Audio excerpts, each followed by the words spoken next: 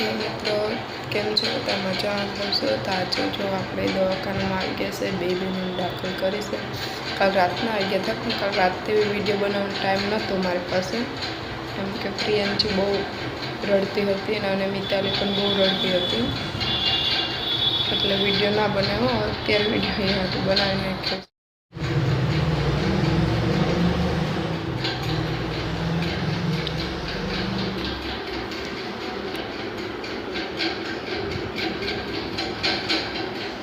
મિતાલીને એક બાટલો ઉતરી ગયો, એક 40. પ્રિયંશી બેનને પણ એક ઉતરી ગયો ને એક 40. કાલ રાતે પણ બે બહેનોને બે બાટલા ચડાવ્યા હતા, તો એ બધા ઉતરી ગયા. અત્યારે પાછા રિપોર્ટ કરાવ્યો તો થોડું ઇન્ફેક્શન છે, એટલે ફરીથી પાછા એક બાટલો ચડાવી દીધો. મિતુબેન પણ તૈયારી છે, બિચારીને બહુ હાથમાં દુખે છે, બહુ એના પપ્પાને બહુ યાદ કરે છે, પણ એના પપ્પા તો આવવા માંગતા જ નથી, કેમકે દીકરીને તો બાપને આઈસા હોય, પણ બાપને જ નથી પડી દીકરીની, તો પછી હવે એમાં આપણે શું કરી દઈએ. હું તો જ્યાં લગન મારી બનતી કોશિશ બધી કરું છું, બેને મા અને બાપ બંને થઈને એને હાંચું છું, કામ કરી બેને જે ખાવું હોય અપાવું, જે લેવું હોય અપાવું, બધું કરું જ. પણ કહેવત છે ને કે બાપની કમી તો કોઈ પૂરી ના કરી શકે, એટલે એ તો મારાથી પણ નથી થાય. અને હવે જોઈએ, હજી થોડો ટાઈમ જોઈએ, જો એના પપ્પા આવી જતા હોય તો કોશિશ કરવી એને લાવવા માટે, એની દીકરીઓ માટે.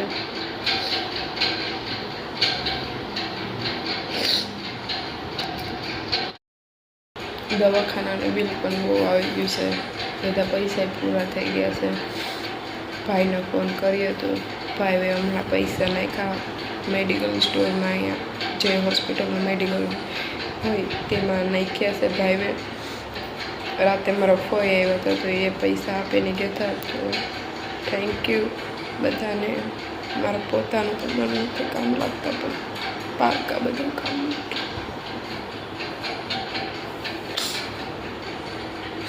ત્યારે મારી સાથે કોઈથી કોઈ નથી આવ્યું, બસ બેન.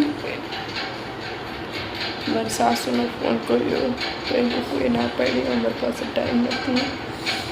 એના પપ્પાનો નંબર લઈને મેં કોન્ટેક્ટ કર્યો તો મને કે મારી પાસે ટાઈમ નથી, પોતાની દીકરી માટે ટાઈમ નથી મળતો એને, કોક માટે એને ટાઈમ છે.